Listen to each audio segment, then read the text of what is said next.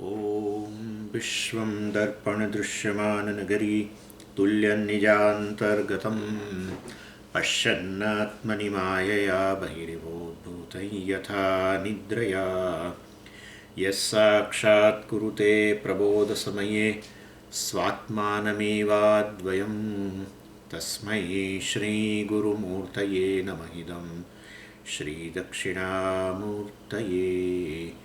बीजस्यान्तरिवाङ्कुरो जगदिदं प्राङ्निर्विकल्पं पुनः माया कल्पितदेशकालकलना विचित्रचित्रीकृतं मायावीव विजृम्भयत्यपि महायोगी वयस्वेच्छया तस्मै श्रीगुरुमूर्तये नमः इदं श्रीदक्षिणामूर्तये। तस्मै श्रीगुरुमूर्तये नमः इदं श्रीदक्षिणामूर्तये। ॐ सहना भवतु सहनौ भुनक्तु सह वीर्यं करवावहै तेजस्विनावधीतमस्तु मा विद्विषावहै। ॐ शान्तिः शान्तिः शान्तिः। सदाशिवसमारम्भां शङ्कराचार्यमध्यमाम् अस्मदाचार्यपर्यन्तां वन्दे गुरुपरम्पराम्। ॐ 29मो श्लोक। हितं सम्प्रेप्सतां मोहात् अहितं च जिहासताम् उपायान् प्राप्तिहानार्थान् શાસ્ત્રમ ભાસયતેર્કવત। એટલે આ જે મહત્વનો આ વિભાગ જે છે એની અંદર સુરેશ્વરાચાર્યજી વૈદિક પ્રવૃત્તિ જે છે, વૈદિક કર્મો મતલબ એ પણ અજ્ઞાનમાંથી જ ઉત્પન્ન થયેલા છે એવું કહી રહ્યા છે। અર્થાત આ વૈદિક પ્રવૃત્તિ માટે વૈદિક કર્મ કરવા પાછળ પણ વાસ્તવમાં મિથ્યા જ્ઞાન રહેલું છે એવું કહી રહ્યા છે। એટલે કે લૌકિક અને વૈદિક કર્મ ગમે તે તમે કરો એ કર્મની પાછળ જવાબદાર વસ્તુ અજ્ઞાન અને મિથ્યા જ્ઞાન છે। અને આ પ્રકારનો જે મત જે છે એ પૂર્વમીમાંસકોના અનુકૂળ નથી। પૂર્વમીમાંસકો કહે છે કે ભાઈ વૈદિક પ્રવૃત્તિ અર્થાત વૈદિક કર્મો જે કરો તમે એ બધા તો વાસ્તવમાં વેદે તમને આપેલો જ્ઞાન એમાંથી જન્મે છે, અને વેદના જ્ઞાનને તમે મિથ્યા જ્ઞાન કેવી રીતે કહી શકો? એટલે વેદનું જ્ઞાન મિથ્યા તો વેદ મિથ્યા બની ગયા, અર્થાત જૂઠા। મિથ્યાનો અર્થ એ બીજો આપણે નથી કરતા, વેદ મિથ્યા જ છે। ચાલો એ અત્યારે એ બધી એ મિથ્યાની એ વાત ના સમજશો તમે, પરંતુ મિથ્યા એટલે અહીંયા એ નિષ્પ્રયોજન છે એમ, એ દ્રષ્ટિએ વેદ નિષ્પ્રયોજન એવું બની જાય। કારણ કે તમે કહો છો વૈદિક કર્મો પાછળ પણ મિથ્યા જ્ઞાન અને અજ્ઞાન જવાબદાર છે, તો વેદે આપેલું જ્ઞાન મિથ્યા જ્ઞાન, એટલે કે વેદ મિથ્યા એટલે વાસ્તવમાં નિષ્પ્રયોજન છે। જો બધા એ જૂઠું જ્ઞાન આપે છે, મિથ્યા એટલે અહીંયા જૂઠું જ્ઞાન આપે છે કે શું? એટલે એ તો પૂર્વમીમાંસકોને બિચારાઓને કઠે ને આ વસ્તુ। એટલે પૂર્વમીમાંસક કહે છે ભાઈ વેદ જે પ્રમાણ છે તો વેદ તો પ્રમાણ છે ને, માટે પ્રમાણ તો હંમેશા પ્રમાણની ઉત્પત્તિ કરે, જ્ઞાનની ઉત્પત્તિ કરે, અને એ હંમેશા યોગ્ય જ જ્ઞાનની ઉત્પત્તિ કરે। પ્રમાજનકમ પ્રમાણ, અને માટે વેદ જે છે એ જે તમને જ્ઞાન આપે છે એ યોગ્ય જ્ઞાન આપે છે, અને માટે વૈદિક કર્મો પણ યોગ્ય છે। તમારા લૌકિક કર્મો બરાબર છે, લૌકિક કર્મમાં મિથ્યા જ્ઞાન જવાબદાર હોય, કોઈ વસ્તુ કોઈ જગ્યાએ હતી નહીં, તમે ત્યાં રહેલી છે એવું માનીને તમે એની પાછળ દોડો તો બરાબર છે તો, કારણ કે તમને મિથ્યા જ્ઞાન છે। લૌકિક જ્ઞાન આવું હોઈ શકે। અને પેલું ઉદાહરણ આપ્યું તમને યાદ હોય તો, હે ને, પેલું એનું ઉદાહરણ આપણા મૃગનું ઉદાહરણ આપ્યું। રેતી હોય ને ત્યાં જળ જોયું અને એને તરસ લાગી હતી ને છીપાવા માટે એની પાછળ દોડ્યું, પ્રવૃત્તિ કરી, કર્મ કર્યું દોડવાની। તો એ લૌકિક કર્મોમાં બધું શક્ય છે, પણ વેદ જે છે એ તો તમને યોગ્ય જ્ઞાન આપે અને પછી તમને કર્મની વાત કરે, તો માટે હંમેશા વૈદિક કર્મો પણ પાછળ તો સમ્યક જ્ઞાન રહેલું હોય, મિથ્યા જ્ઞાન નહીં. કારણ કે વેદ જ્ઞાન પ્રદાન કરે છે. એટલે વૈદિક પ્રવૃત્તિમાં માટે, વૈદિક કર્મો માટેનું જ્ઞાન મિથ્યા જ્ઞાન ન કહેવાય, સમ્યક જ્ઞાન કહેવાય.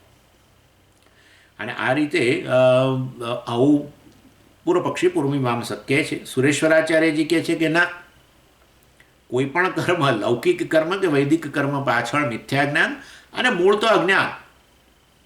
અજ્ઞાન છે એનું આત્મજ્ઞાન. એ વાસ્તવની અંદર એ જ જવાબદાર છે. જરૂર પ્રમાણ જે છે એ વાસ્તવની અંદર તમને યોગ્ય જ્ઞાન જરૂર આપે, પરંતુ કર્મ પાછળ જવાબદાર વસ્તુ જુદી છે. એટલે વેદ, આચાર્ય બહુ સરસ કહ્યું કે વેદનો પૂર્વ વિભાગ પણ જે છે, જે આવું બધું જ્ઞાન આપે, કર્મ વિષયક જ્ઞાન આપે ને પૂર્વ વિભાગ. તો વેદ એટલે જ્ઞાન આપ, વેદ જ્ઞાનની રાશિ છે એનું, એટલે જ વેદ શબ્દ આવ્યો છે. વિદ ધાતુ પરથી જ વેદ શબ્દ આવ્યો. વિદ ધાતુનો અર્થ છે જાણવું. વેદ એટલે જ્ઞાન રાશિ. હા, એટલે પૂર્વ વિભાગ કર્મનું જ્ઞાન આપે અને અંત વિભાગ, વેદનો અંત વિભાગ વેદાંત, એ આત્મનું જ્ઞાન આપે. આપે જ્ઞાન, વેદનું એક જ કામ છે, જ્ઞાન આપવાનું. એટલે આચાર્ય કહી રહ્યા છે કે વેદનો પૂર્વ વિભાગ જે છે એ પણ કર્મની ઉત્પત્તિ ન કરી શકે. એ તો વેદ તો પ્રમાણ છે ને, જ્ઞાન આપે ને.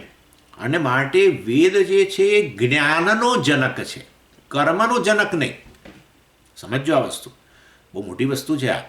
વેદ જ્ઞાન ઉત્પન્ન કરે, પ્રમાજનકમ પ્રમાણમ છે. પ્રમા એટલે જ્ઞાન, જ્ઞાનની ઉત્પત્તિ કરે તમારામાં, કર્મની ઉત્પત્તિ ન કરે. તમે તો કર્મની ઉત્પત્તિ કહી દો છો. વેદનું જ્ઞાન, વેદ જ્ઞાન આપે એવું તો તમે કહો છો હે પૂર્વમીમાંસકો, પણ તમે કહો છો અને પછી વેદ જ્ઞાન આપીને તમને કર્મમાં પ્રવૃત્ત પણ કરે એવું કહે છે. એટલે ત્યાં આપણો વાંધો છે. વેદ જ્ઞાન આપે છે એ તો આપણે કહીએ છીએ ને, એ લોકો કહે છે. એ લોકો કહે છે કે વાસ્તવની અંદર વેદ જ્ઞાન આપે ને પછી તમને કર્મમાં પ્રવૃત્ત કરે, અમુક કર્મો કરવા માટે કે અમુક કર્મોમાંથી તમને નિવૃત્ત કરાવે. એટલે પ્રવૃત્તિ નિવૃત્તિ જે પણ છે એની જનક પણ વેદનું જ્ઞાન જ છે એવું કહે છે. એટલે આપણે કહીએ છીએ ભાઈ વેદ તો કેવળ જ્ઞાન આપે, કર્મ વિષયક, એટલે પૂર્વ વિભાગ. વેદનો પૂર્વ વિભાગ, અત્યારે એની ચર્ચા છે ને, વેદનો પૂર્વ વિભાગ. વેદનો અંત વિભાગ એ તો આપણે કહીએ છીએ, એ લોકો માટે તો વેદનો પૂર્વ અને અંત એવું બધું નથી, વેદ જ. હા, પૂર્વ અને અંત વિભાગ એ કહે છે એવો કોઈ વિભાગ જ નથી. હા, કેમ તમે બે ભાગ પાડો છો? ઓ, એક આત્મજ્ઞાન. અરે આત્મજ્ઞાન વળી કેવું? આત્માનું જ્ઞાન વળી કે એવી કઈથી વાત આવી? ના ના, આત્મજ્ઞાન રહેલું છે અને આત્મજ્ઞાન મોક્ષ આપે ને બધું. આ બધું ભૂલી જાઓ. કર્મ કરો, મોક્ષ જોઈતો તો કર્મ કરો. આ વળી શું આત્મજ્ઞાનને કારણે મોક્ષ મળે ને આત્મા મોક્ષ સ્વરૂપ છે ને, આવું બધું કશું છે નહીં. અને માટે વેદમાં અમારા માટે કોઈ એવો વિભાગ નથી. વેદાંત, વેદનો અંત વિભાગ અને વેદનો પૂર્વ વિભાગ. વેદનો પૂર્વ વિભાગ કર્મની વાત કરે, વેદનો અંત વિભાગ આત્મજ્ઞાનની વાત કરે. આવું બધું કશું છે નહીં. આખો વેદ અમારા માટે એક જ વસ્તુ છે અને એ છે કર્મ. એનું પ્રયોજન જ કર્મ છે. એનું તાત્પર્ય કર્મમાં છે સમગ્ર વેદનું. એમ એ લોકોની દૃષ્ટિએ. એટલે વેદ જે છે એ તો વાસ્તવની અંદર આ રીતે જ્ઞાન આપે કર્મ વિષયક અને પછી તમને કર્મમાં પ્રવૃત્ત કરે. આપણે કહીએ છીએ વેદ જે છે જ્ઞાન જરૂર આપે કર્મનું, એ બિલકુલ સાચું કહ્યું તમે. અને કર્મનું જ્ઞાન આપે એટલે શું? કર્મ સાધન, એને જુદા જુદા પ્રકારના કર્મો, યજ્ઞ આગાદી, એ સાધનો, અને એનાથી શું શું સાધ્ય પ્રાપ્ત થાય એ પણ વેદ તમને કહે. એટલે જુઓ, વેદ જે છે એ વાસ્તવમાં કેવું જ્ઞાન આપે? કર્મ વિષયક જ્ઞાન. એટલે શું?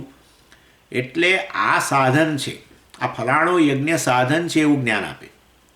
એ સાધન દ્વારા ફલાણું સાધ્ય પ્રાપ્ત થાય, કર્મફળ પ્રાપ્ત થાય. એ કર્મ કરો તો એ જ્ઞાન પણ આપે, સાધ્યનું પણ જ્ઞાન આપે. અને એ સાધન સાધ્ય વચ્ચે સંબંધ રહેલો છે એવું જ્ઞાન પણ આપે. બરાબર ને? એટલે આ રીતે શ્રીસુક્ત હોમ કરવો, શ્રીસુક્ત હોમ કર્મ સાધન, એનું જ્ઞાન આપે. શ્રીસુક્ત હોમ કરવાથી ધન વગેરે પ્રાપ્ત થાય, એ ધન સાધ્યનું જ્ઞાન તમને આપે. અને એ સાધન શ્રીસુક્ત હોમ અને આ શ્રી ધન વચ્ચે સંબંધ રહેલો છે એવું જ્ઞાન પણ વેદ આપે. સમજી ગયા? એટલે વેદ જરૂર જ્ઞાન આપે, કર્મ વિષયક જ્ઞાન આપે, પ્રમાજનક, બરાબર છે, કર્મ વિષયક જ્ઞાન આપે એ અમે સ્વીકારીએ છીએ. સાધન સાધ્ય, સાધન સાધ્ય સંબંધ, આ બધું જ્ઞાન આપે જરૂર. પરંતુ તમે કહો છો એ કર્મમાં તમને પ્રવૃત્ત કરે, એ વાત તમે રહેવા દો. વેદ કર્મનો જનક નહીં, વેદ જરૂર જ્ઞાનનો જનક ખરો. ચાલો, એટલે આ એક પહેલી વસ્તુ થઈ. બીજી વસ્તુ છે કે વાસ્તવમાં એટલે વેદને આપણે પ્રમાણ કહીએ છીએ એ બરાબર છે, અને પ્રમાણ પ્રમાનું જનક કરે એ વાત બરાબર છે, પરંતુ કર્મનો જનક નથી, એ આપણે વાત કરી. હવે બીજું આપણે કહીએ છીએ આગળ કે વેદ જે છે વાસ્તવમાં, એટલે આ વેદ પ્રમાણ છે, પ્રમાણ કર્મનો જનક ન બની શકે એ આપણે કહ્યું. પ્રમાણ દ્વારા, હવે બીજો મુદ્દો, પ્રમાણ દ્વારા ઉત્પન્ન થતી પ્રમા એટલે કે જ્ઞાન, એ જ્ઞાન પણ કર્મનો જનક નથી. બે મુદ્દા યાદ રાખજો. વેદ પ્રમાણ છે, જ્ઞાનનું સાધન છે, અને એ જ્ઞાનનું સાધન કોઈ દિવસ કર્મની ઉત્પત્તિ ન કરી શકે. એક, જ્ઞાનનું સાધન પ્રમાણ જ્ઞાન જે ઉત્પન્ન કરે એ જ્ઞાન પણ કર્મની ઉત્પત્તિ ન કરી શકે. એટલે બે મુદ્દા કહીએ છીએ આપણે. વેદ સાધન છે જ્ઞાનનું, પ્રમાણ છે, પ્રમાણ કોઈ દિવસ કર્મની ઉત્પત્તિ ન કરે, અને પ્રમાણ જે જ્ઞાનની ઉત્પત્તિ કરે છે એ જ્ઞાન પણ કર્મની ઉત્પત્તિ ન કરી શકે. બંને વસ્તુ આપણે કહીએ છીએ. તો પછી આ કર્મનું જનક કોણ? તમે તો બધું જ ના પાડી દીધું. પ્રમાણે કર્મનો જનક નથી, ને પ્રમા પણ કર્મનો જનક નથી, ને પ્રમા પણ કર્મની જનની નથી. પ્રમા એટલે સ્ત્રીલિંગ છે ને, બરાબર. પ્રમા પણ વાસ્તવમાં કર્મની જનની નથી ને. તો કર્મની ઉત્પત્તિ ક્યાંથી થાય છે? અમે તો એવું માનીએ છીએ, પૂર્વમીમાંસકો કહે છે કે વેદ તમને કર્મમાં પ્રવૃત્ત કરે છે, કર્મના જનક જ છે વેદ. આપણે કહીએ છીએ ના, વેદ પ્રમાણ છે, પ્રમાણ કોઈ દિવસ કર્મનો જનક ન બની શકે. પ્રમાણથી જન્મતું જ્ઞાન પણ કર્મનો જનક ન બની શકે. અને માટે તો હવે તમે અમને કહો, એ વેદાંતિન, કર્મનો પ્રવર્તક કોણ, કર્મનો જનક કોણ? આપણે કહું કર્મનો જનક કામ છે. That's all. કામ વગર કોઈ દિવસ, કામ એટલે ઈચ્છા, ઈચ્છા જ ન હોય તો કર્મ જ જન્મે નહીં. કામ જ કેવળ કામ જ કર્મનો જનક છે, જ્ઞાન નહીં, અને પ્રમાણ જ્ઞાનનું સાધન પણ નહીં. અને આપણે જોઈ ગયા, ઉદાહરણ તમને ઘણું આપી શકાય. ન્યૂઝપેપર વાંચો, ન્યૂઝપેપર વાંચો ને એની અંદર ન્યૂઝપેપર એ પ્રમાણ લૌકિક વિષયોનું, કેટલા કેસ આવ્યા, કેટલા લોકો સારા થયા, કેટલા લોકોને પ્રારબ્ધ ખૂટી ગયું, વગેરે વગેરે, ફલાણું ઢીકણું, આ તે અનેક. પોલિટિક્સમાં શું, આ કયો દેશ કઈ રસી બનાવે છે, ફલાણું ઢીકણું, કેટલું બધું જ્ઞાન ઉત્પન્ન થાય તમારા લૌકિક વિષયો. માટે ન્યૂઝપેપર પ્રમાણ છે, કારણ કે તમારામાં પ્રમાની ઉત્પત્તિ કરે છે, જ્ઞાનની ઉત્પત્તિ કરે છે જરૂર. હવે એમાં એક જાહેરાત આવે કે જો તમારે ફલાણું જોઈતું હોય, તમારા જીવનમાં આ સાધ્ય હોય, તો આ સાધન છે, ફલાણું સાધન છે, એવી કંઈક વાત આવે. હવે તમને એ ન્યૂઝપેપર વાંચવાથી એ જ્ઞાન જન્મ્યું કે આ સાધન છે, એ સાધનથી આ સાધ્ય મળે, એ સાધન સાધ્યનો સંબંધ તમારા મનમાં સ્પષ્ટ કરી આપ્યો, બધું કર્યું. પણ છતાંય એ વસ્તુની પ્રાપ્તિ બધા કેમ કરતા નથી? જેટલા લોકો ન્યૂઝપેપર વાંચે બધા જ એ વસ્તુની પ્રાપ્તિ માટે કેમ દોડતા નથી? કેમ? એમ ન્યૂઝપેપરે તમને જ્ઞાન આપ્યું, એ જ્ઞાને કર્મનું જનક બનવું જોઈએ, પ્રવૃત્તિનું જનક બનવું જોઈએ, વસ્તુની પ્રાપ્તિ માટે બધાએ દોડવું જોઈએ. સ્વામીજી, હવે તો જેને ઈચ્છા હોય એ જાય, બરાબર છે, જેને ઈચ્છા હોય એ જાય. એટલે વાસ્તવની અંદર હવે સાદી વસ્તુ કઈ, રસીની વાત કરો તમે. ફલાણી જગ્યાએ રસી મળે છે. રસી જે છે વાસ્તવમાં જે તે વેક્સિન, મતલબ એ વેક્સિનથી આ રોગની નિવૃત્તિ થાય એ સંબંધ પણ આપણને ખબર પડે. વાસ્તવમાં એ રસી આ જગ્યાએ મળે છે વગેરે એ પણ આપણને ખબર પડે. રસી સાધન છે આ રોગમાંથી મુક્ત બનીએ અથવા ન આવે, જે પણ એ સાધ્ય છે. અને એ સાધન સાધ્ય વચ્ચે સંબંધ છે. દાખલા તરીકે તમને પહેલી વાર ન્યૂઝપેપરમાંથી ખબર પડી, તો તમે તમારામાં ઈચ્છા હોય તો વાસ્તવની અંદર તમે પછી હવે એ જગ્યાએ રસી પ્રાપ્ત કરવા માટે જાઓ. પણ તમને ઈચ્છા જ ન હોય તો સમજ, એવું હોતું હશે રસી ના લેવા જવાની ઈચ્છા હોય, ભૂલી જાઓ. અમેરિકામાં કરોડો લોકો છે, લોકો રસી લેતા નથી. કરોડો. કેટલા બધાને તો મેં પૂછ્યું, ભાઈ કેમ તમે રસી? ના કહે છે, અમને નથી લાગતું રસી લેવી જોઈએ. ખરેખર આવું, કારણ કે એમના મનમાં કંઈક ઘૂસી ગયું છે, રસી લેવાથી ફલાણું થઈ જાય, ઢીકણું થઈ જાય, કે ગમે તે કારણસર.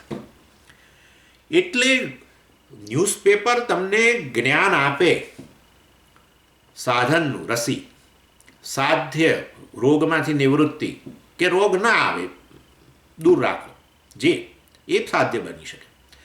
સાધન સાધ્ય વચ્ચેનો સંબંધ બધું તમને ન્યૂઝપેપરે જ્ઞાન આપ્યું.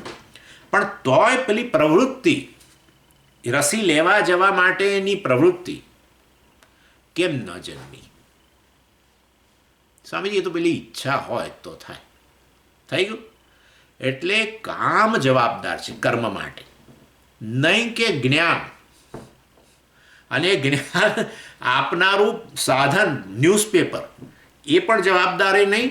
ન્યૂઝપેપરે તમને જે જ્ઞાન, ન્યૂઝપેપર પ્રમાણ કહેવાય, એ પ્રમાણે કર્મની ઉત્પત્તિ ન કરી. એ પ્રમાણ દ્વારા જન્મેલું જે જ્ઞાન જે છે એ જ્ઞાને પણ કર્મનો જનક ન બન્યું. કેવળ તમારામાં રહેલી કામ કે ઈચ્છા જે છે એ કર્મનો જનક બને. સમજી ગયા? અને માટે આ વાસ્તવની અંદર વૈદિક કર્મો પાછળ પણ જરૂર વૈદિક વેદ જે છે પ્રમાણ છે. જરૂર એ જ્ઞાન આપે, કર્મ વિષયક યોગ્ય જ્ઞાન આપે, ખોટું જ્ઞાન નહીં. આ કર્મ સાધન, આ એનું સાધ્ય, બધું જ્ઞાન આપે. એમની વચ્ચેનો સંબંધ બધું સ્પષ્ટ કરી આપે તમને. પ્રમાણ છે માટે પ્રમાણ ઉત્પન્ન કરે જ, કર્મ વિષયક પ્રમાણ. સાધન સાધ્યનો સંબંધ બધું જ. સાધન એટલે કર્મ જ મુખ્યત્વે, અને એનાથી મળતું સાધ્ય એટલે કર્મફળ. એ બધું કર્મફળ વચ્ચેનો સંબંધ બધું સ્પષ્ટ કરી આપે તમને. પરંતુ તમારામાં એ સાધ્યની પ્રાપ્તિની ઈચ્છા જ ન હોય તો શું? લો, તો તમે કર્મ કરવાના જ નથી, સાધનનું અનુષ્ઠાન કરવાના જ નથી. એટલે તમે અમને રખે આવું મનમાં બળજબરીથી ઠસાવાનો આવો પ્રયત્ન ન કરશો કે વેદ જે છે એ કર્મ વિષય જ્ઞાન આપીને તમને કર્મમાં પ્રવૃત્ત જ કરી દે છે. વેદ કર્મનો જનક છે, આવું તો ભૂલમાંય ના કહેશો. આ આપણે એમને કહીએ છીએ. સારું.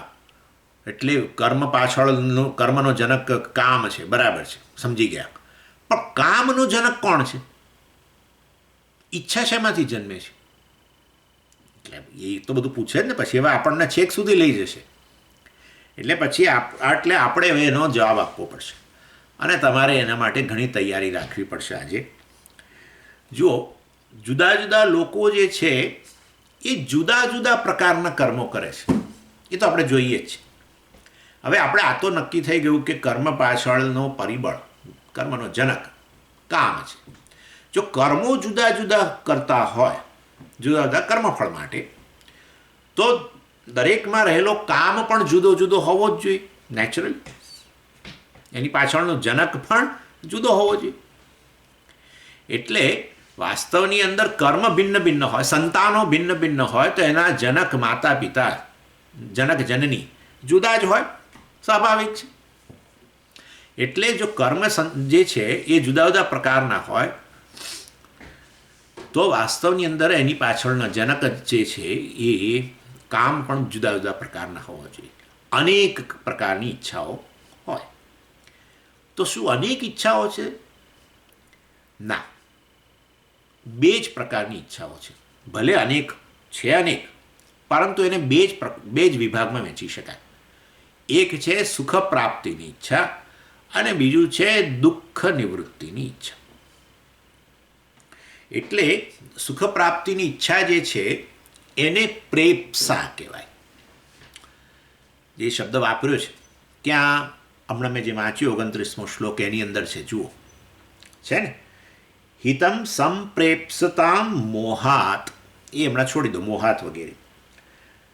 હિતમ એટલે સુખમ, સંપ્રેપ્સતા એટલે વાસ્તવની અંદર, ચાલો એ શ્લોકનો અર્થ તો પછી જોઈશું, પણ પ્રેપ્સા શબ્દ છે ત્યાં, એટલે પ્રેપ્સતામ છે, પણ હું તમને સમજાવું છું.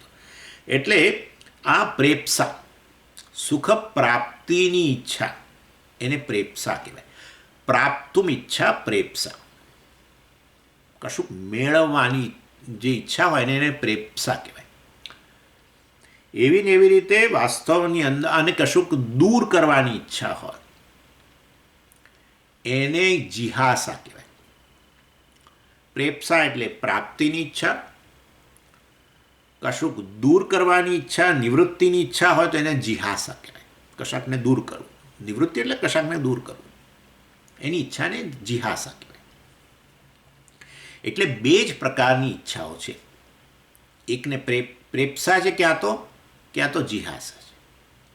આટલી બધી ઈચ્છાઓ છે, પણ એ બધા ઈચ્છાઓમાં મુખ્યત્વે એને જો વિભાગ કરવો હોય તો બે જ વિભાગમાં વહેંચી શકાય. એકમાં છે સુખ પ્રાપ્તિની ઈચ્છા, એને પ્રેપ્સા, અથવા તો દુઃખ નિવૃત્તિની ઈચ્છા. બરાબર છે? અને માટે એને જિહાસા કહેવાય, દુઃખમાંથી નિવૃત્તિની ઈચ્છા.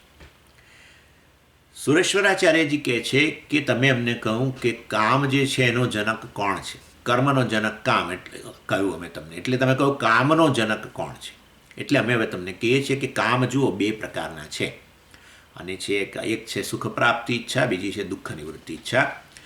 અને એ ઈચ્છાની પાછળ કંઈક રહેલું છે મનની અંદર. શું રહેલું છે? તો એ કહે છે કે જેના કારણે મતલબ કામ ઉત્પન્ન થાય છે, અને એ છે કે હું સુખી નથી. અર્થાત હું અત્યારે મને સુખ મળેલું નથી, આવી પ્રકારની એના મનમાં ભાવના છે. અને આ કર્મ કરીશ તો પેલું ફલાણું કર્મફળ મળશે તો મને સુખ જન્મશે. અને માટે એ કર્મ કરવાની ઈચ્છા એનામાં જન્મે છે. કર્મ કરવાની ઈચ્છા એટલા માટે જન્મે છે કે એનામાં સુખ પ્રાપ્તિની ઈચ્છા છે. સુખ પ્રાપ્તિની ઈચ્છા એટલા માટે છે કારણ કે એના મનમાં આ ભ્રમ રહેલો છે. ભ્રમના કઈ રીતે ભ્રમ કહો છો હું સમજાવું તમને. એના મનમાં આ પ્રકારની ધારણા છે, ચાલો ભ્રમ ભૂલી જઈએ. એના મનમાં ધારણા છે કે હું અત્યારે સુખી નથી, અને હું આ ફલાણું કામ કરીશ, કર્મ કરીશ ને એનાથી જે મને કર્મફળ મળશે એનાથી સુખી થઈશ. આ બે ધારણા એને પેલી ઈચ્છા એનામાં જન્માવે છે, અને હું સુખી નથી માટે સુખ પ્રાપ્તિની ઈચ્છા જન્મે. બરાબર છે? અને પછી કર્મ જન્મે સુખ પ્રાપ્તિ માટે, એને જેમાં સુખ દેખાતું હોય. એ બહુ ડિટેલમાં આપણે એનાલિસિસ કરવાના છીએ આ વસ્તુનું, કે ખરેખર સુખ માટે ક્યાં શોધ કરવી જોઈએ એ વસ્તુની ચર્ચા કરવાના છે. ક્યાંક અઘરું પણ તમને લાગશે, મને ખબર છે, પરંતુ એ વસ્તુ સમજે જ છૂટકો છે. આ આપણે અત્યારે તમે અને હું બધા એક નિશ્ચય કરીને જ હવે આગળ વધીએ અત્યારે, કે આ વસ્તુ સમજે જ છૂટકો છે. કોઈ એમાં ઉપાય નથી. જો નહીં સમજીએ તો પેલું યાદ રાખો, પેલો મૃગની જેવી દશા છે અત્યારે આપણી, એ નહીં સમજને કારણે. સમજજો, એટલે પેલું મૃગ છેવટે કેવું, એટલે હું એવું ઈચ્છતો નથી કે કેવું પ્રકારનું થાય, પણ સ્થિતિ આ જ છે. દુનિયાભરના લોકો કેવળ મૃગ સમાન જ છે. બિલકુલ હકીકત કહી રહ્યો છું તમને. જે સવારથી સાંજ સુધી દોડે છે અને છતાંય હાથમાં નથી આવતું, એ છે આ સુખ. અને ક્યાં રહેલું છે એની સમજના અભાવમાં જ આ થયેલું છે. સરોવર તરફ જવાને બદલે જેમ પેલો રણ તરફ દોડી રહ્યું છે, અને પછી કેવી હાલત થાય છે એની, તમે એ જ સ્થિતિ દુનિયાના લોકોની છે, એમાં કોઈ શંકા જ નથી. બધું હાથમાં આવે છે, પણ જેને માટે દોડે છે એ જ હાથમાં નથી આવતું. માટે આ વસ્તુ સમજી લેવી બહુ જ આવશ્યક છે. અને ઈશ્વર ઈચ્છાએ અને ઈશ્વરની પ્રાર્થનાથી આ વસ્તુ બિલકુલ સ્પષ્ટ થઈ જ જશે, મને એની ખાતરી જ છે. ચાલો એનીવે, પરંતુ આ મનમાં ધારણા તો છે કે હું સુખી નથી અને ફલાણું કર્મ કરીશ, વેદમાં રહેલું કે લૌકિક જે હોય તે, આ કર્મ કરીશ તો એનાથી પેલું કર્મફળ મળશે. મને એ સંબંધ ખબર છે કે આ વેદ પાસેથી સંબંધ જાણ્યો કે આ કર્મને પેલા કર્મફળને સંબંધ છે, સાધન સાધ્યને સંબંધ છે.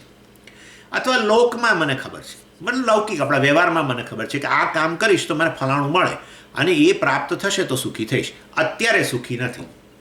આ ધારણાને લીધે જ કે હું સુખી નથી વગેરે અને ફલાણું કર્મ કરવાથી મને સુખ મળશે કર્મફળ રૂપે, એ ધારણાને કારણે જ કામ જન્મે છે, સુખ પ્રાપ્તિની ઈચ્છા, અને પછી કર્મ જન્મે છે, જે તે કર્મ. એટલે આ એક ધારણા છે. બીજી ધારણા છે, મેં કહ્યું પ્રમાણે બીજી ઈચ્છા આપણી કઈ છે? દુઃખમાંથી નિવૃત્તિની ઈચ્છા. એ ઈચ્છા કેવી રીતે જન્મે છે? સુખ પ્રાપ્તિની ઈચ્છા સમજી લીધી. દુઃખ નિવૃત્તિની ઈચ્છા કેવી રીતે જન્મે? ભાઈ હું દુઃખી છું, હું દુઃખી છું, એ મારા મનમાં એવી ધારણા હોય તો દુઃખ નિવૃત્તિની ઈચ્છા જન્મે, અને એને કારણે દુઃખ નિવૃત્તિ જેમાંથી થાય, જેના દ્વારા થાય એવા કર્મ હું પછી કરું. માટે બીજા પ્રકારની ઈચ્છા જે છે એના જન્મવા પાછળ પણ ધારણા જ રહેલી છે મનમાં. કઈ? કે હું અત્યારે દુઃખી છું અને ફલાણું ફલાણું કામ કરીશ, કર્મ કરીશ, દુઃખ નિવૃત્તિ થશે. આમ તમે અમને કહ્યું કે કર્મનો જનક તમે અમને કામ બતાવ્યો, હે વેદાંતિ, કામનો જનક કોણ? અમે તમને પૂછ્યું તો વેદાંતિ કહે છે કે આ એનો ઉત્તર છે. આપણા મનમાં રહેલી ધારણાઓ જ વાસ્તવમાં જવાબદાર છે. અને એ ધારણાઓ જવાબદાર છે, એ વાસ્તવમાં ખોટી છે એવું તમે કેવી રીતે કહેશો? તમે તો ભ્રમ કહેતા હતા, મેં સાંભળી લીધો એ શબ્દ. એટલે આપણે કહીએ છીએ વાસ્તવમાં ખરેખર એવું છે કે પહેલી વસ્તુ કે આત્મા જ સુખ સ્વરૂપ છે. હવે આ વસ્તુ મારે સમજાવવાની જ છે તમને. આત્મા સુખ સ્વરૂપ છે, માટે હું સુખી નથી એ ભ્રમ છે, મિથ્યા જ્ઞાન છે. અને મિથ્યા જ્ઞાનમાંથી પેલો કામ અને એમાંથી કર્મ જન્મે છે. હું સુખ સ્વરૂપ છું એ અજ્ઞાન, એમાંથી જન્મતું મિથ્યા જ્ઞાન કે હું સુખી નથી. સુખ સ્વરૂપ છું એનું અજ્ઞાન હોવાને કારણે મનમાં ધારણા આવી ગઈ, ભ્રમ આવી ગયો કે હું અત્યારે સુખી નથી. એમાંથી સુખ પ્રાપ્તિની ઈચ્છા અને એમાંથી કર્મ થઈ ગયું. અજ્ઞાન અને મિથ્યા જ્ઞાન જવાબદાર થઈ ગયું. એટલે આત્મા જ આનંદ સ્વરૂપ છે, સુખ સ્વરૂપ છે. એ વસ્તુ મને ખબર નથી. એને કારણે પેલી ધારણા જમી જેને મેં ભ્રમ કર્યો. કઈ ધારણા? હું સુખી નથી વગેરે. બીજું કે જગતની અંદર કોઈ સુખનું સાધન જ નથી. જગત સુખ આપી શકે એમ જ નથી. એટલે એ પણ તમને સમજાવીશ. એટલે જગતની કોઈ પણ વસ્તુ, જગત એટલે ત્રણ વસ્તુ કહેવાય: દેશ, કાળ અને વસ્તુઓ. ત્રણેયમાંથી એકે સુખનું સાધન નથી. એ પણ સમજવું એટલું જ જરૂરી છે. હું સુખ સ્વરૂપ છું એ ખબર નથી, સાથે સાથે જગતમાં ક્યાંય સુખ રહેલું નથી એ વસ્તુ પણ ખબર નથી. બંને પ્રકારનું અજ્ઞાન છે. અને એને કારણે મિથ્યા જ્ઞાન જન્મે છે. રજ્જુ છે એ તો ખબર નથી જ નથી, પરંતુ સાફ રહેલો છે એવી પાછી મિથ્યા જ્ઞાન જન્મે છે. એ મિથ્યા જ્ઞાન અજ્ઞાનમાંથી જ જન્મ્યું, રજ્જુના અજ્ઞાનમાંથી જ. એવું અહીંયા થઈ ગયું છે. હું સુખ સ્વરૂપ છું એ ખબર નથી, અને જગતમાં સુખ રહેલું છે નથી રહેલું એ પણ ખબર નથી, અને માટે મિથ્યા જ્ઞાન જન્મે છે. હું સુખી નથી, મિથ્યા જ્ઞાન, અને જગતમાં સુખ રહેલું છે, મિથ્યા જ્ઞાન. સમજો, બહુ મોટી વસ્તુ છે આ. અને એમાંથી પછી કર્મ જન્મે. લૌકિક કર્મ હોય કે વૈદિક કર્મ હોય, જ્યાં તમને સુખ દેખાતું હોય એ સુખ પ્રાપ્તિ માટે ક્યાં વૈદિક કર્મ કરો કે લૌકિક કર્મ કરો. બરાબર છે? આવી વસ્તુ છે. ત્રીજું, આત્મા દુઃખથી રહિત છે, એ પણ સમજાવીશ. આત્મામાં દુઃખનો લેશ પણ નથી. એ અજ્ઞાન છે. એને કારણે હું દુઃખી છું એવું મિથ્યા જ્ઞાન છે. એ મિથ્યા જ્ઞાનમાંથી જન્મે છે કામ. શેનો? કયો કામ? પેલું જિહાસા, દુઃખ નિવૃત્તિની ઈચ્છા જન્મે છે, અને એના માટે પછી કર્મ જન્મે છે. થઈ ગયું. ચોથી વસ્તુ, જગતની અંદર કોઈ પણ વસ્તુ વાસ્તવની અંદર તમારા દુઃખની નિવૃત્તિ ન કરી શકે, એ પણ તમને ખબર નથી. અજ્ઞાન. અને એમાંથી જન્મે મિથ્યા જ્ઞાન કે જગત જ તમારા દુઃખમાંથી નિવૃત્તિ લાવી શકે. જગત પાસે જ જવું પડે તમારા દુઃખમાંથી નિવૃત્તિ માટે. આ મિથ્યા જ્ઞાન. એમાંથી જન્મે કામ. કયો કામ? પેલી જિહાસા, દુઃખ નિવૃત્તિની ઈચ્છા. એમાંથી જન્મે કર્મ. એ કર્મથી તમે જે તે કર્મફળ જગતમાંથી આવે ને એને એ તમારું દુઃખ દૂર કરશે એવું તમે માનો. ઇન શોર્ટ, લૌકિક કે વૈદિક કર્મો જે છે એના જનક છે કામ. એ કામ અનેક છે, પરંતુ એને બે વિભાગમાં વહેંચી શકાય. એક છે સુખ પ્રાપ્તિની ઈચ્છા, બીજી છે દુઃખ નિવૃત્તિની ઈચ્છા. સુખ પ્રાપ્તિનો કામ, દુઃખ નિવૃત્તિનો કામ, અને એની પાછળ રહેલું છે આ મિથ્યા જ્ઞાન. અને એ મિથ્યા જ્ઞાને તમને કહ્યું કે હું સુખી નથી જગતમાં, અને માટે ફલાણું કર્મ કરીશ તો સુખી થઈશ, અથવા હું દુઃખી છું અને આ ફલાણું કામ કરીશ તો દુઃખ દૂર થશે. કામ કરવાથી કંઈ દુઃખ ના થાય. કામ કરો તો કર્મથી તો દુઃખ જન્મે, પણ પેલું કર્મફળ જે છે ને એ કર્મફળ આપણા દુઃખની નિવૃત્તિ કરશે, સુખ આપશે વગેરે, એ પ્રકારની ધારણા. અને એ વાસ્તવની અંદર એ ભ્રમ છે. એ મેં તમને બધું સમજાવી દીધું. એ બરાબર છે ને? એના માટે વાસ્તવમાં હકીકત એવી છે કે આત્મા જ આનંદ સ્વરૂપ છે, અને આત્મા દુઃખથી રહિત છે. જગતમાં સુખનો લેશ પણ નથી. જગત તમારા દુઃખની નિવૃત્તિ ન કરી શકે. આ હકીકત છે. અને એ વસ્તુને સમજવા માટે અત્યારે આપણે અહીંયા આ શ્લોકમાં એની ચર્ચા કરવાના છે. ઓકે, હવે શ્લોક જોઈ લો, પછી હું આ ચર્ચા ઉપાડું. શું કહે છે શ્લોકની અંદર? શાસ્ત્રમ ઉપાયાન ભાસયતે. શાસ્ત્રમ ઉપાય. અચ્છા, બીજું બાય ધ વે કહી દઉં. કોઈક મને કદાચ આજે નહીં ને કાલે પ્રશ્ન કરશે જ કે સ્વામીજી, શાસ્ત્રમાં તો પેલા બધા વિધિ નિષેધ રહેલા છે, એના વિશે તમારે શું કહેવું છે? એ વિધિ નિષેધ એ કર્મની ઉત્પત્તિ ના કરે? વિધિ નિષેધ એટલે આ કર ને આ ના કર ને એ પ્રકારે ના. વિધિ નિષેધ પણ જ્ઞાન જ છે. દાખલા તરીકે સત્યમવદ વગેરે જે છે એ પણ વાસ્તવમાં એ વ્યક્તિની પસંદગી પર જ આવે છે. શાસ્ત્રએ તો જ્ઞાન આપ્યું કે સાચું બોલવું જોઈએ, પણ તેથી કંઈ બધા બોલે જ ખરા? એણે એ બોલવા માટેનું કર્મ જન્મે છે બધામાં? સત્ય બોલવાનું કર્મ જન્મે છે બધામાં? નથી જન્મતું. તો શું આવીને ઊભું રહ્યું? આપણી ઈચ્છા જ આવીને ઊભી રહી ગઈ. સાચું બોલવાનું જ્ઞાન શાસ્ત્રએ આપ્યું, વિધિ. માંસ નહીં ખાવાનું જ્ઞાન શાસ્ત્રએ આપ્યું, વિધિ. એ નિષેધ બરાબર છે, એ પણ જ્ઞાન છે કે આ ન ખાવું જોઈએ અને આ બોલવું જોઈએ વગેરે. પરંતુ બધા પ્રવૃત્ત તો થતા નથી. માટે વિધિ નિષેધ પણ તમને કર્મમાં જોતરતું નથી. છેવટે તમારી પોતાની ઈચ્છા પર જ આવીને ઊભું રહી જાય છે. અને માટે કોઈ પણ પ્રકારના કર્મો, શાસ્ત્રમાં રહેલા બધા 5 પ્રકારના કર્મો, કામ્ય કર્મ, ફલાણા કર્મ, નિત્ય નૈમિત્તિક કર્મ, બધું જ પ્રતિષિદ્ધ કર્મ વગેરે, બધાની પાછળ જવાબદાર વસ્તુ કામ જ છે. અને લૌકિક કર્મોમાં તો કામ જવાબદાર છે, જે તો આપણે જાણીએ જ છીએ. અને માટે કામ જ છેવટે કર્મનો જનક છે, એ કહી દીધું.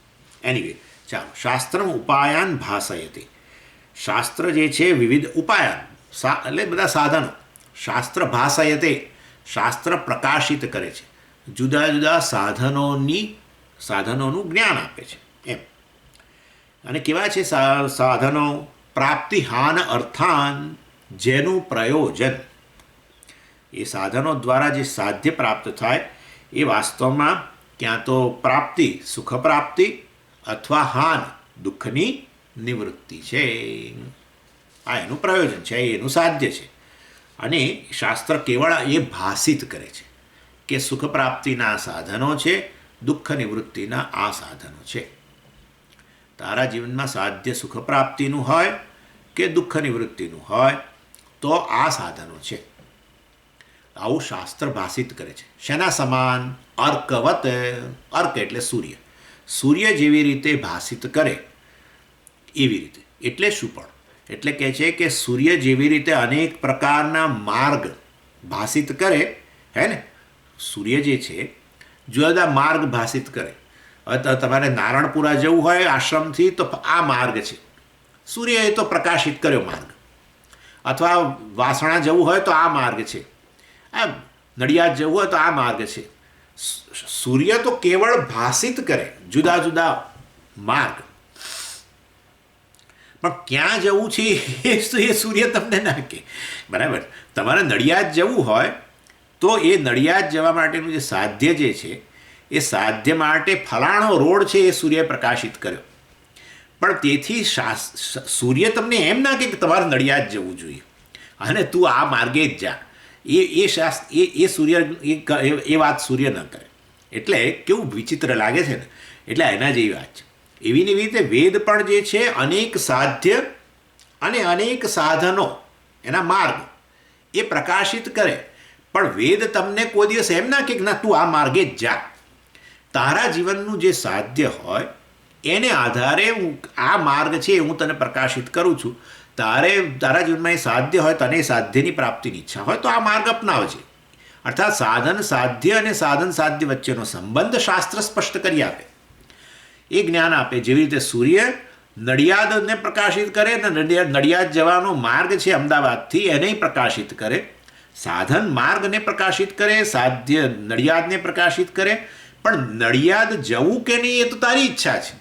એ તમને શાસ્ત્રના એ સૂર્ય ના કે એના જેવી વસ્તુ છે. બહુ વિચિત્ર લાગે છે ને. એવું જ છે. આવો આર્ગ્યુમેન્ટ છે પૂર્વમીમાંસકોનો. કર્મમાં પ્રવૃત્ત કરે છે. કર્મમાં શા માટે પ્રવૃત્ત કરે? કર્મમાં પ્રવૃત્ત થવા પાછળ એ કર્મ જે દ્વારા જે કર્મફળ મળે છે, કર્મફળમાં તમને રસ હોવો જોઈએ ને. એ કર્મફળમાં રસ ન હોય, તમારી ઈચ્છા જ ન હોય તો તમે શા માટે એ માર્ગે જાઓ? માટે હંમેશા વેદ પણ જે છે, પ્રમાણ જે છે એ તો કેવળ સાધન સાધ્ય અને સાધન સાધ્યનો સંબંધનું જ્ઞાન આપે, કર્મ વિષયક જ્ઞાન આપે. કર્મમાં પ્રવૃત્ત ન કરે. કર્મમાં પ્રવૃત્ત તો એના માટે તો જવાબદાર તમારોમાં રહેલી ઈચ્છા છે. અને ઈચ્છા પાછળની ધારણા કે સુખ પ્રાપ્તિ કરવી છે. સુખ પ્રાપ્તિ એની ઈચ્છા છે અને દુઃખ નિવૃત્તિની ઈચ્છા છે. એની પાછળ ધારણા. કઈ ધારણા? કે હું સુખી નથી અત્યારે અને માટે ફલાણું કરીશ તો સુખી. હવે સાદી વસ્તુ તમને કહું, સાદી વસ્તુ. દાખલા તરીકે મને દેખાતું હોય કે પાઉંભાજી ખાવાથી સુખ મળે છે. હા, બરાબર છે, સાધ્ય પાઉંભાજી સુખનું. અને એના માટે પ્રવૃત્તિ શું? બસ તો પાઉંભાજી લઈ આવો ઓનેસ્ટમાંથી. That's all. પ્રવૃત્તિ જન્મી. એટલે તમારામાં તમને ફલાણી વસ્તુમાં સુખ દેખાતું હોય, જે તે સાધ્ય પાઉંભાજીમાં, અને તો એને માટે તમારું સાધન જે છે એ તો એ ફલાણી જગ્યાએ મળતું હોય તો તમે એ દિશામાં જાઓ. પ્રવૃત્તિ કરી, તમે ગયા ગાડી લઈને કે વાહન લઈને. આ બધી પ્રવૃત્તિ કેમ જન્મી? કારણ કે તમારી ધારણા છે કે હું આના વગર અધૂરો છું, હું આના વગર સુખી નથી, આ ખાઈશ ને સુખી થઈશ, બરાબર, આનંદ મળશે. સ્વાભાવિક છે. એટલે જવાબદાર જે છે એ તો પેલો કામ અને કામની પાછળની પેલી ધારણા કે હું સુખી નથી. એટલે વાસ્તવની અંદર શાસ્ત્ર જે છે, શાસ્ત્રમાં રહેલા કર્મો કે લૌકિક કર્મોની પાછળ કામ જવાબદાર છે.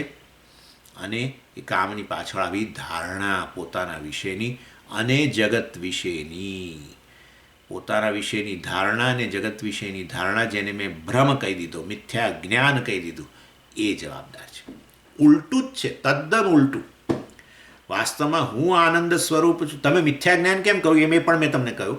હું સુખ સ્વરૂપ હોવા છતાંય, આનંદ સ્વરૂપ હોવા છતાંય મારી જાતને સુખી નથી એવું કહું છું, એવું માનું છું. એ મિથ્યા જ્ઞાન થઈ ગયું. જગતમાં સુખ નથી પણ છતાંય જગતમાં સુખ છે એવું માનું છું, એ મિથ્યા જ્ઞાન થઈ ગયું. એટલે આ રીતે મિથ્યા જ્ઞાન ક્યાંથી આવે? અજ્ઞાનમાંથી આવે. જગતમાં કોઈ સુખ રહેલું જ નથી એ વસ્તુ મને ખબર નથી, અને હું સુખ સ્વરૂપ છું એ પણ મને ખબર નથી. અને આ રીતે આખો ચક્ર જન્મે.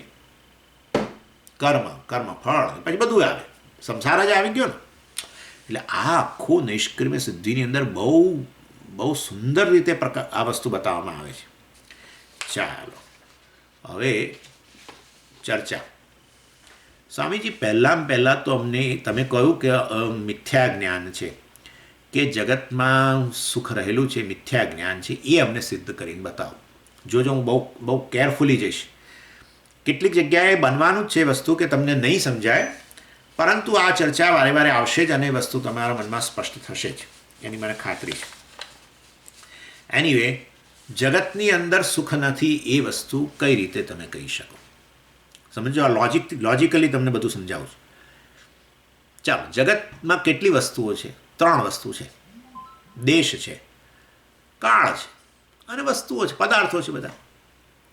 એટલે જગતમાં સુખ નથી એમ કહેવાને બદલે આપણે એક એક વસ્તુ લઈને કહીએ કે એમાં સુખ રહેલું નથી. તમે કયો દેશ એટલે કયું પ્લેસ, કયા સ્થળને તમે સુખ કહો છો? ચાલો, કયા સ્થળને આપણે તપાસીએ. સ્વામીજી, બીચ પર જઈએ ને તો સુખ મળે, અથવા અમેરિકા જઈએ ને સ્વામીજી તો સુખ મળે. કોઈકને વળી સ્વર્ગ, પણ આપણે બધા તો બધા આધુનિક લોકો, એટલે આપણે તો બધું આવું સ્વર્ગ વગેરે તો કશું માનીએ જ નહીં. સ્વર્ગ નર્ક બધું અહીંયા જ છે સ્વામીજી, સ્વર્ગ નર્ક અહીંયા જ છે. સારું, ચાલો, સ્વર્ગ નર્ક અહીંયા છે. ચાલો, જે પણ જગ્યા તમે કહો કે આ જગ્યા એને સુખ કહેવાય, કઈ જગ્યા બતાવો? ચાલો, એક જગ્યા બતાવો મને. સ્વામીજી, કેરાલા જવું જોઈએ. હું તમને કહું, કેરાલા જાઓ તો કેરાલા એટલે આપણા ભારતનું સ્વર્ગ કહેવાય. કાશ્મીર જાઓ, કાશ્મીર તો હું નહીં બોલું કારણ કે પાછું પેલું આતંકવાદ આવે એટલે જવા દો. કેરાલા સ્વામીજી, કેરાલા અને કાશ્મીરની વચ્ચે હવે કેરાલાને સ્વર્ગ કહીએ આપણે. જ્યાં જાઓ ને તમે કેરાલા જાઓ એટલે સુખ, સુખ અને સુખ જ છે. કેટલા દિવસ જશો ને, એના 2 દિવસ કે 3 દિવસ જ તમે આમ બધો તમારું એક્સાઇટમેન્ટ રહેશે. 2 દિવસ 3 દિવસ બહુ થઈ ગયા. અને ભૂલમાં જો કોવિડને કારણે ફ્લાઇટો કેન્સલ થઈ ત્રિવેન્દ્રમથી અમદાવાદ આવવાની, તો તમે આનંદને બદલે તમને એમ થશે કે આપણે ભરાઈ પડ્યા સ્વામીજી. અમારે તો આ પાછા, આપણે શા માટે પાછા આવવાની જરૂર? સુખ તો છે ત્યાં.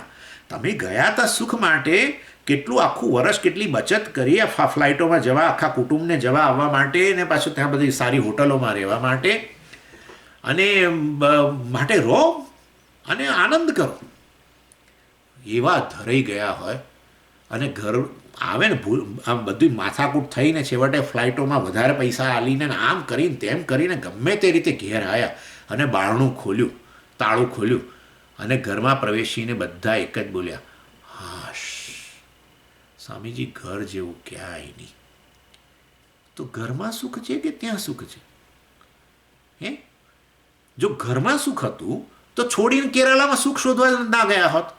કેરાલામાં સુખ હતું તો કેરાલા છોડીને અહીંયા આવીને સુખ ના મળ્યું હોત. કઈ જગ્યા છે સુખ? સ્વામીજી, બીચ પર જાઓ.